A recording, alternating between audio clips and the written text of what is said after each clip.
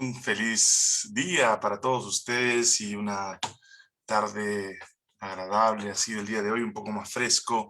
Parece que está bajando el calor aquí en Perú. Y mandamos un saludo a todos ustedes. Bueno, como todas las noches, nuestro programa de hoy tiene esta parte que es la continuación de los estudios que estamos realizando acerca de los Hechos de los Apóstoles. ¿Por qué razón estudiamos los Hechos de los Apóstoles? Porque es importante conocer el fundamento de cómo comienza el movimiento cristiano. A menos que nosotros recordemos cómo Dios condujo a su pueblo en el pasado, será la manera como nosotros vamos a reconocer cómo Dios conduce a su pueblo en el presente. No crean ustedes que vamos a pasar las cosas fácilmente. Las contraposiciones respecto de la verdad de Cristo no se resolvieron de manera pacífica. Generalmente produjeron siempre grandes conflictos porque hay pensamientos y razonamientos ya enraizados en el mundo, en el liderazgo del mundo religioso, que muchas veces trae consigo una cantidad de conflictos. No es raro escuchar hoy en día grupos de personas criticando, atacando pensamientos y doctrinas de los grupos religiosos antagónicos, justamente porque tienen en su corazón el espíritu, no de Dios, sino el espíritu del enemigo de Dios, para poder contrarrestar aquellas cosas que según ellos tienen que atacar con el único objetivo de querer ellos tener la razón. Si bien es cierto, hay algo que buscamos nosotros, que es escudriñar la palabra de Dios y que cada uno pueda tomar sus más acertadas decisiones, dar la información más adecuada respecto de la palabra de Dios, es lo que todos deberíamos hacer. La Biblia fue hecha no para discutirla, sino para enseñarla. Y es útil para redarguir y corregir, dice la palabra de Dios. O sea, lo único que buscamos con la palabra de Dios es enseñar a otros lo que la Biblia dice. Sin embargo, el espíritu de Satanás no es que nosotros estemos unidos, sino divididos, incluso los cristianos.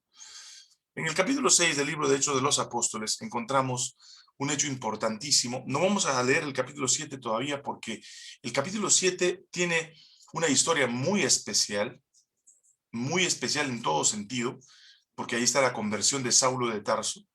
Pero vamos a estudiar este pequeño párrafo del capítulo 6, versículo 8 al 15, cuando Esteban, uno de los discípulos ahora elegido diácono, ayudante, para atender a las necesidades de los necesitados, valga la redundancia, es que él ahora, líder parece, del grupo de diáconos y de los cristianos de la primera etapa de la era cristiana, ahora es confrontado y de algún modo apresado gracias a las cosas que él, gracias a la obra del Espíritu Santo que hacía a través de él.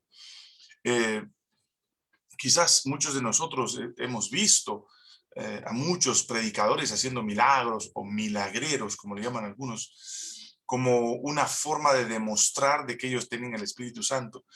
Pero ya les han descubierto sus secretos y sus arreglos previos a las famosas sanidades, donde ellos hacen una pantomima o simplemente un acto teatral para poder querer decir que ellos están haciendo milagros y prodigios.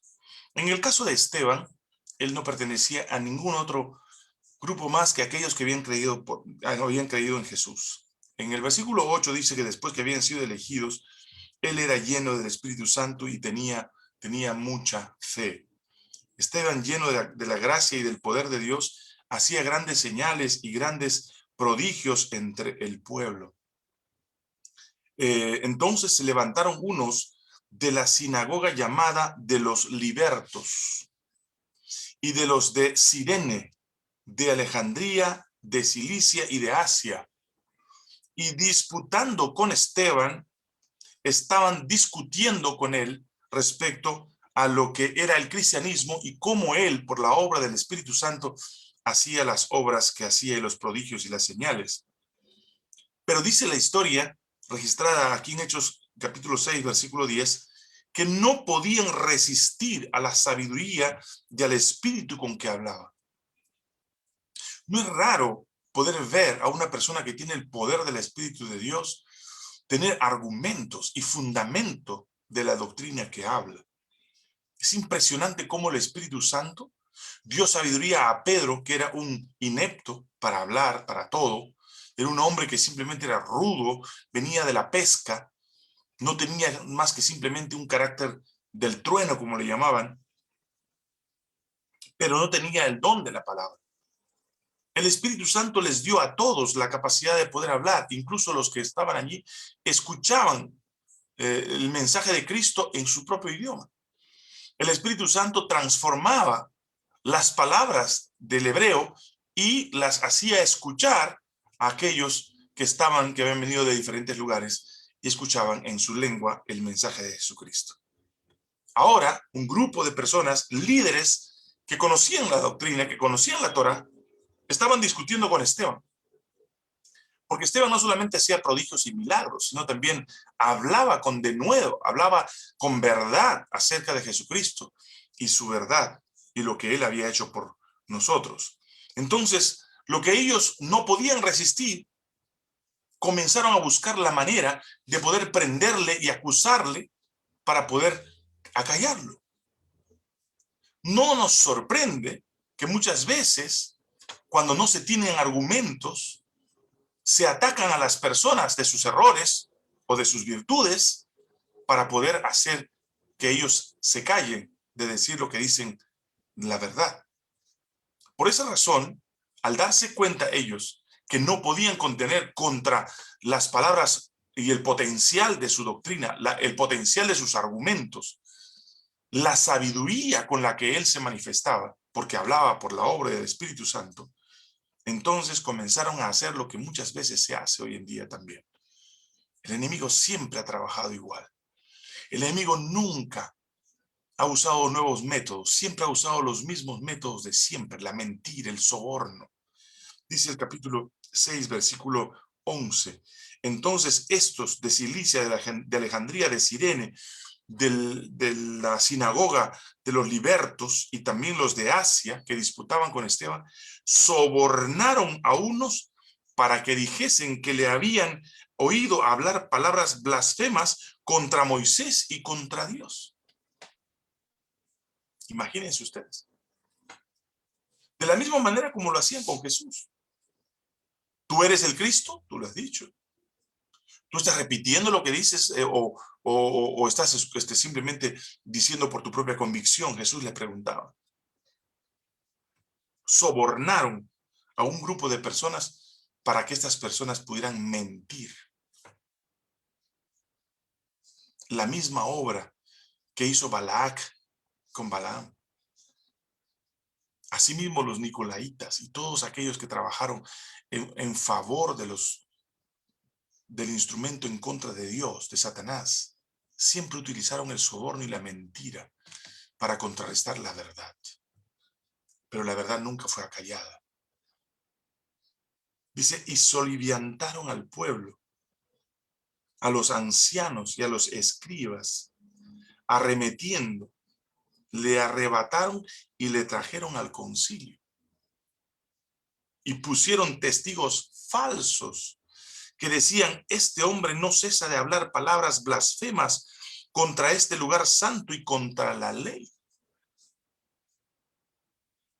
Pues le hemos oído, los mentirosos decían, pues le hemos oído decir que ese Jesús de Nazaret destruirá este lugar y cambiará las costumbres que nos dio Moisés. Siempre la verdad de la palabra de Dios crea conflicto. Y crea conflicto justamente porque es la verdad. Porque la verdad no puede ser argumentada por la mentira. Cuando Satanás tentó a Jesús, no pudo con la verdad. Satanás no pudo con la verdad. Al Señor tu Dios adorarás. No tentarás al Señor tu Dios, a tu Creador. La verdad siempre se impone. Pero en este caso, al no poder argumentar contra la verdad, tomaron preso a Esteban y lo llevaron ante el concilio. Y mintiendo, lo acusaron. Entonces todos los que estaban sentados en el concilio, al fijar los ojos en él, vieron su rostro como el rostro de un ángel. No te sorprendas que en el tiempo del fin, cuando la verdad sea perseguida por el enemigo de Dios, por Satanás, a través de sus secuaces, esos grupos religiosos espurios que enseñan mentiras que la palabra de Dios no dice, a esos que quieren tergiversar con la gracia la ley, a esos que quieren decir que ya no existe la ley de la obediencia y solamente por la gracia de Cristo, y así justifican sus acciones y terminan haciendo a Jesús un compadre, haciendo el evangelio como algo espurio, algo que no sirve. Dios no puede ser burlado. Él tiene una verdad y esa verdad tiene que ser defendida con la verdad de la palabra de Dios y con el poder del Espíritu Santo. Si después que yo te hablo o habla cualquier otra persona que te predica, ve a la Biblia y comprueba si es la verdad, porque la verdad no tiene otro fundamento más que en la palabra de Dios. No te sorprendas que al final de los tiempos, cuando los hijos de Dios seamos perseguidos, puedas ver en el rostro de ellos al Espíritu de Dios hablando. Estos ancianos, estos del concilio, sentados allí, cuando vieron a Esteban, vieron como el rostro de un ángel. Era un hombre probo, era un hombre que tenía el poder del Espíritu Santo y hablaba con denuedo del poder de Dios y de Cristo y de su sacrificio. Estamos entrando a la Semana Santa, a la Pascua le llaman algunos, donde se recuerda el sacrificio de nuestro Señor Jesucristo. Yo te animo que esta noche, en este mensaje, tú puedas buscar la verdad de la palabra de Dios. No tengas temor, porque en los concilios o donde puedas tú ir perseguido por la verdad, Dios, quien está sobre la muerte, quien tiene poder para vivificar tu vida, de convertirte en un hombre concupiscente a un hombre sin concupiscencia cuando Él venga en las nubes de los cielos. El que tiene poder sobre la muerte y dará resurrección a todos los que creen y los que fuimos fieles a su palabra. Él estará contigo. Él te protegerá donde tú vayas, como estuvo con Esteban. Incluso en el momento de la muerte, Dios confirmará su poder y su compañía para confirmar tu salvación, tu seguridad. No temas, manada pequeña, dice la palabra de Dios, porque a vosotros, Dios el Creador, le ha placido, ha decidido dar el reino. Tú estarás seguro si tú sigues el camino de la verdad. Comparte este mensaje con otras personas. Vamos a hacer una oración. Padre nuestro que estás en los cielos, alabado sea tu nombre, Señor. Te damos gracias porque en tu palabra encontramos la verdad. Bendícenos, Señor, para ser como Esteban. Que mantengamos siempre en alta tu palabra, tu verdad. Que podamos, por la obra del Espíritu Santo, hacer lo que tú nos mandes para mantener incólume aquello que Jesucristo ha hecho por nosotros, su sacrificio eterno para salvación de nuestras vidas. Te entregamos nuestro corazón y te entregamos también el corazón de aquellos que están pasando por momentos muy difíciles en su salud en esta pandemia. Te ruego, Señor, que estés con ellos. Fortalece el corazón de David, el corazón de la tía Elena, de Susi, que puedan ellos estar seguros de que tú siempre guías sus vidas, que puedan tener sanidad. En tus manos los encomendamos. También por todos aquellos que estamos pasando momentos difíciles en nuestra economía, que estamos pasando tal vez situaciones difíciles en nuestras relaciones o en alguna situación familiar. Te ruego, Señor, que tú bendigas a Miriam, que está un poco delicada de salud, que tú puedas darle fuerza y sobre todo sanidad también. Nos encomendamos en tus brazos de amor. Cuida a mis hijos donde estén, bendice a mi familia. Te lo pedimos en el bendito nombre de Cristo Jesús. Amén. Amén. Deseamos que el Señor les bendiga y que tengan todos ustedes mucha paz, sobre todo la seguridad de la compañía de nuestro Señor. Esto es Reflexiones de la Biblia con Boris Darmo. Nos vemos mañana a las 7 en punto.